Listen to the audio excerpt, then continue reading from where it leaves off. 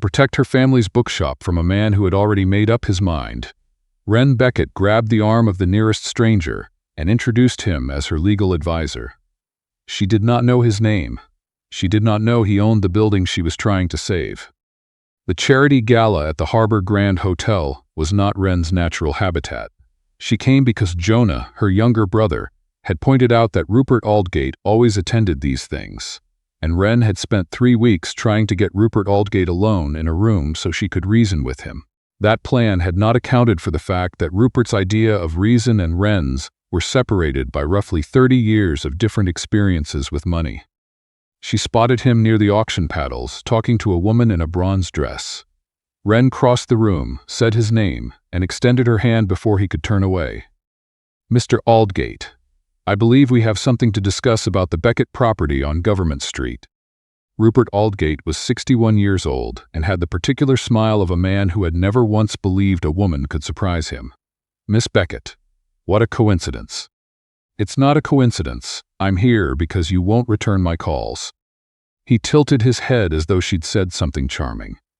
"The redevelopment is moving forward. I understand that's disappointing, but the property owner has the right. I have a lease, which expires in 9 months. He reached into his jacket and produced a single folded sheet. "Actually, I came prepared. This is a voluntary surrender agreement. Very fair terms. You'd have 60 days, full deposit returned." Wren stared at the paper. She had not expected him to pull out documents at a charity gala. She'd expected argument, negotiation, at least at first. The music was still playing. Someone across the room was laughing at something. She felt the room tilt slightly, the way it did when she hadn't slept enough, which lately was always. "I'm not signing anything tonight." "Of course not, but my solicitor is here if you'd like to go over it now. Save us all the back and forth." He said it the way people say things when they already know the outcome. Wren felt the old heat rise in her chest, the one she'd been managing since her mother died and left her the shop, the lease, the beautiful mess of it all. She turned and found a stranger standing close enough to make the movement feel natural. He was tall, dark coat, the kind of still that belongs to people who never feel out of place anywhere. He was looking at the silent auction display with what appeared to be genuine disinterest in everything happening near him. Wren made a decision she could not take back. "There you are," she touched his arm. "Mr. Aldgate, this is my legal advisor. He's been traveling. I wanted him here tonight so we could have a proper conversation." The stranger turned. He looked at her hand on his sleeve, then at her face, then at Rupert Aldgate in exactly the order a man who'd spent his life reading situations quickly would look at them. He did not contradict her. "Rupert Aldgate," he said, not as a greeting but as a confirmation of something. "I've heard the name." Rupert's smile tightened by 1 degree. "And you are?" "We can go through that properly on Monday." The stranger took the surrender agreement from Wren's hand with the ease of someone who handles paper for a living. He glanced at it once. "This clause here, Section 4. She won't be signing anything with this language in it." Rupert looked between them. The music played. "I'll have my people call your people," Rupert said, and excused himself. Wren did not breathe until he was on the other side of the room. Then she turned to the stranger and said very quietly, "I don't actually know your name." "I know." He folded the document and held it out to her. "Fletcher Drummond." She recognized it immediately. Her stomach dropped approximately 2 floors. Fletcher Drummond was not Rupert Aldgate's solicitor or his associate or anyone remotely on her side of this. Fletcher Drummond was the reason there was a redevelopment to worry about at all. His company, Drummond Holdings, owned 60% of the heritage block on Government Street. Her building was in that 60%. "You own my building," she said. "Technically, the corporation does." "You're the corporation." It's a distinction lawyers care about. Wren took the document back from him. She was acutely aware that she had just grabbed the arm of the man responsible for her current situation and introduced him as her ally to the man he'd apparently hired to pressure her out. "Why did you play along?" Fletcher looked in the direction Rupert had gone. Something shifted in his expression. Not softened, but recalibrated. "Because I'm trying to understand what Aldgate is doing with that redevelopment. And you just told me you've been trying to reach him for 3 weeks. She stared at him. "What does that mean?" It means perhaps we should find somewhere quieter and talk."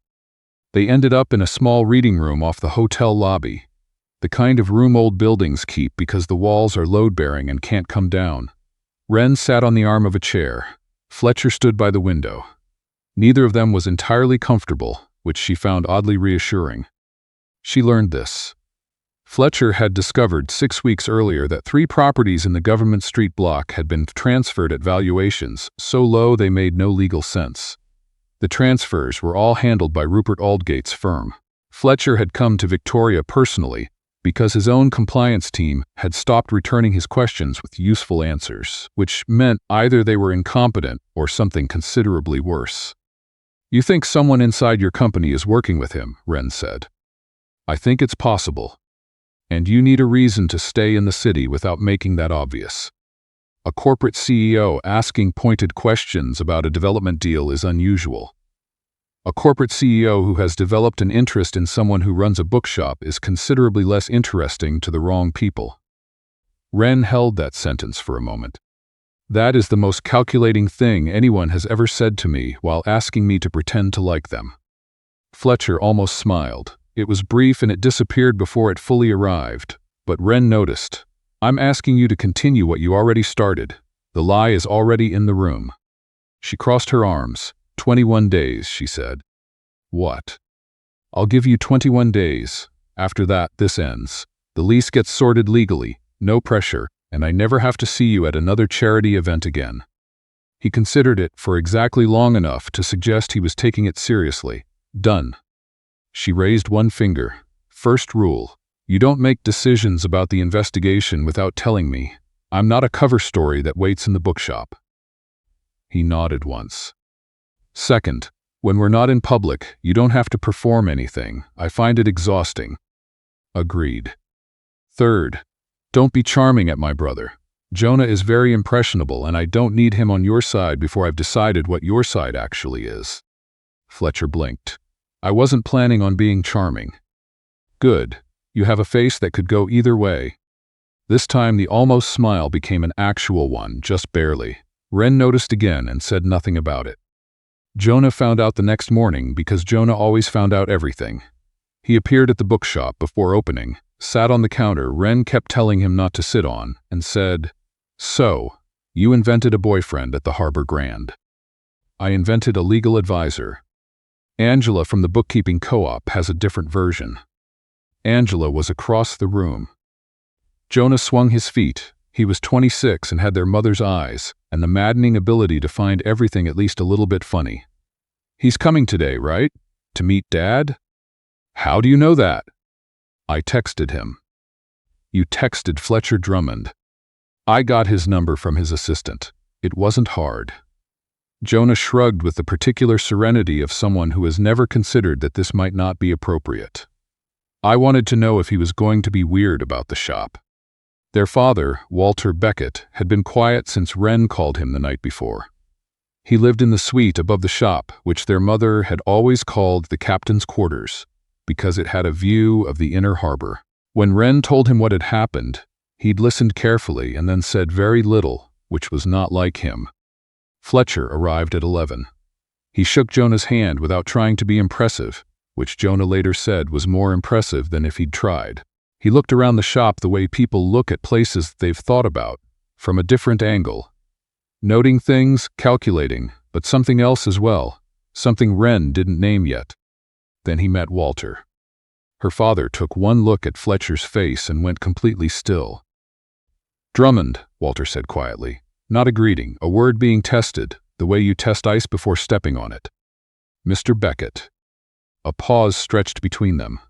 Jonah, for once, didn't say anything. Wren watched her father's expression move through something she couldn't catalog. "You have his eyes," Walter said finally. Fletcher went very still. The conversation that followed was careful on both sides and clarified nothing. At least not out loud. But Wren knew her father, and she knew when he was hiding the shape of a thing rather than its existence. That evening, on the bookshop veranda, while Fletcher was pulling on his jacket to leave, she told him what she'd observed. "He knew your family." "I think so."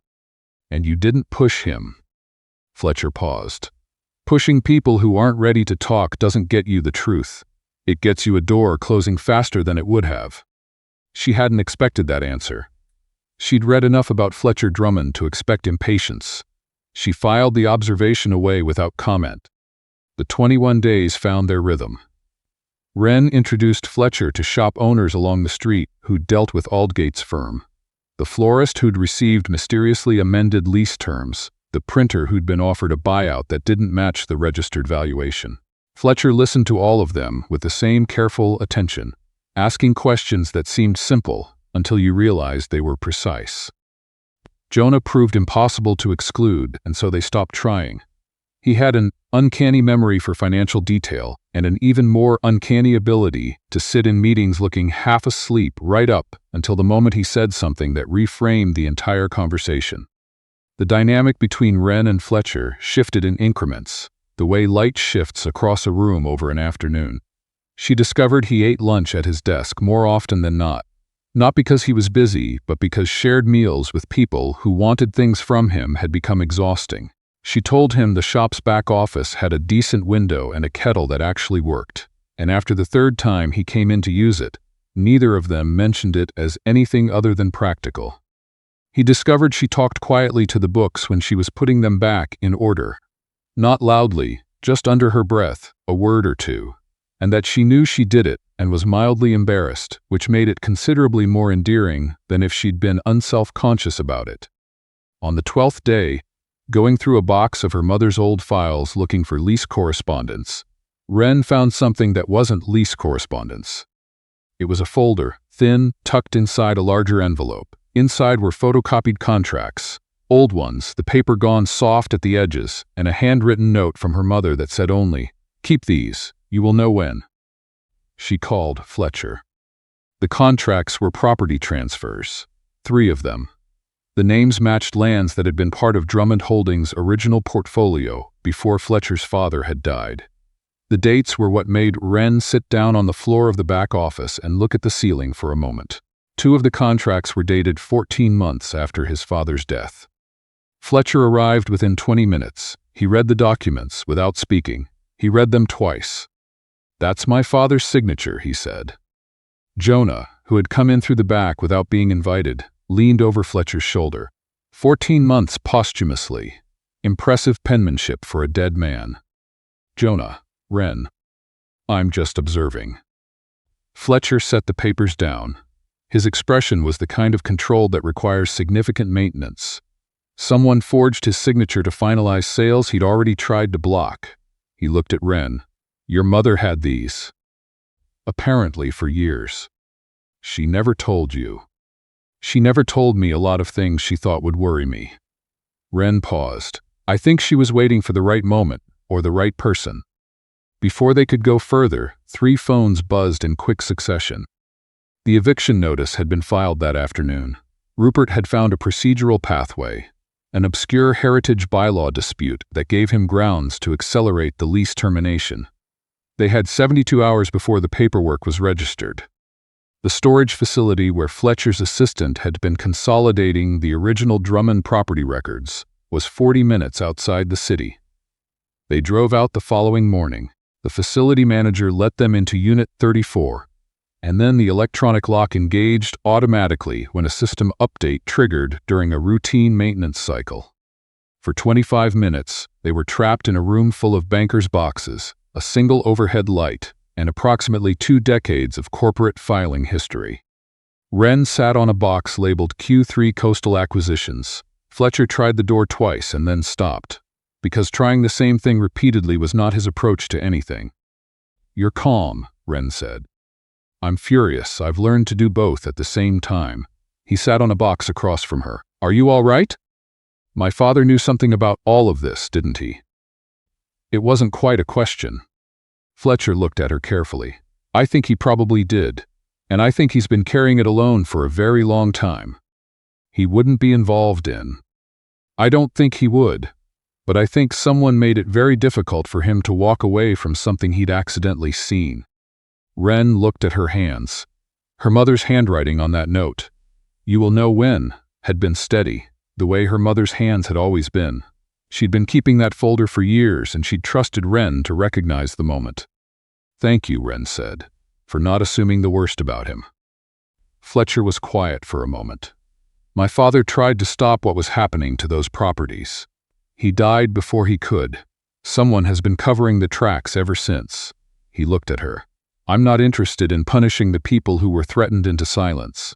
I'm interested in the people who did the threatening." When the facility manager finally sorted the lock and opened the door, Wren and Fletcher were sitting 3 feet closer together than when it had closed. Neither of them mentioned it. Walter finally told them everything that evening. The full version, the one he'd been rearranging in his head for 22 years. He had been an independent accountant hired to review a coastal property portfolio. He'd found the irregularities, contacted Fletcher's father directly, and been told to keep the records safe while the legal team assembled a case. Then Fletcher's father died unexpectedly. Then 3 men showed up at Walter's home with very specific knowledge of his family's daily routines. He had hidden the documents. He had said nothing. He had lived with it. Fletcher sat across from him and listened to all of it without interrupting. When Walter finished, the room was very quiet. "I owe you an apology," Walter said. Fletcher shook his head slowly. "My father trusted you with something impossible. You kept the evidence safe for 22 years. Without those files, we'd have nothing to take to the registry office." The 72 hours collapsed into a sprint. Jonah found the critical letter, tucked inside the third banker's box from the storage unit, a letter from Rupert's father to an unnamed associate detailing the precise mechanism of the signature fraud. Wren arrived at the land registry office with Fletcher at 8:15 the following morning. Rupert showed up at 9, visibly rattled. The clerk's supervisor called the Provincial Land Titles Authority. Rupert tried twice to redirect the conversation and was, both times, ignored in the particular way institutions ignore people when the paperwork has already turned against them. The filing was suspended pending investigation. The eviction notice was nullified. Rupert Aldgate was escorted from the building by 2 people whose role no one in the room was required to explain. Wren stood on the registry steps in the November wind and felt the release of something she hadn't realized she'd been clenching for 3 years. Jonah texted from the car, "Did we win? I'm cold. Did we win?" Fletcher showed Wren the message. She laughed, actually laughed, the kind that arrives before you've decided to let it. That evening, a courier arrived at the bookshop with a sealed envelope bearing a Toronto address. Fletcher read the letter standing by the fiction section. Wren watched his face. "You need to go back," she said. "The board needs answers in person. The coastal restructuring is going to take months." He folded the letter. "I'm not going to ask you to upend your life for something that might." "Rule 1, Wren said. He paused. "You don't make decisions about what I can handle without asking me first." She looked at him steadily. "So ask me." A moment passed that felt longer than it probably was. "Would you consider," Fletcher said, "coming to Toronto?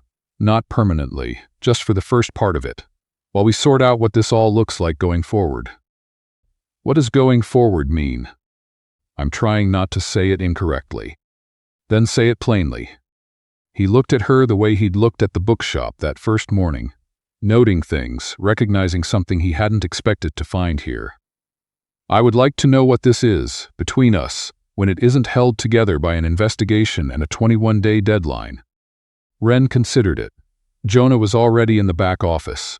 She could hear him on the phone with their father, recounting the day with increasing creative license.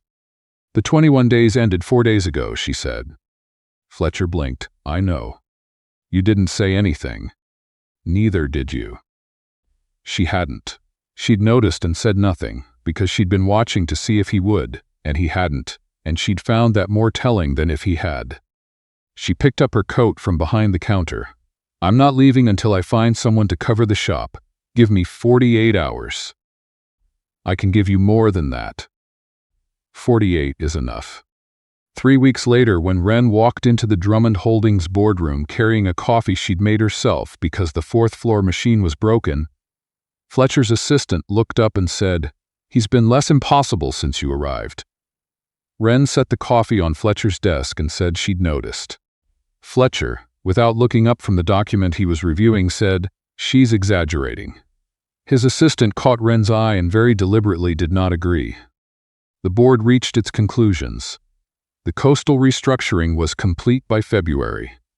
The Beckett bookshop on Government Street renewed its lease at a rate that reflected the actual market, without procedural complications, without anyone arriving at Gallus with pre-drafted surrender agreements. Jonah framed the new lease certificate and hung it above the kettle. And on a quiet Thursday in March, in the back office with the window that faced the harbor, Fletcher Drummond asked Wren Beckett a question he had no contractual angle on, no strategic cover for, and no deadline attached to. He asked it plainly, the way she had always required, and she answered the same way. Some things begin with an impulse that looks nothing like sense, and turn out to be the most sensible decision either person ever made.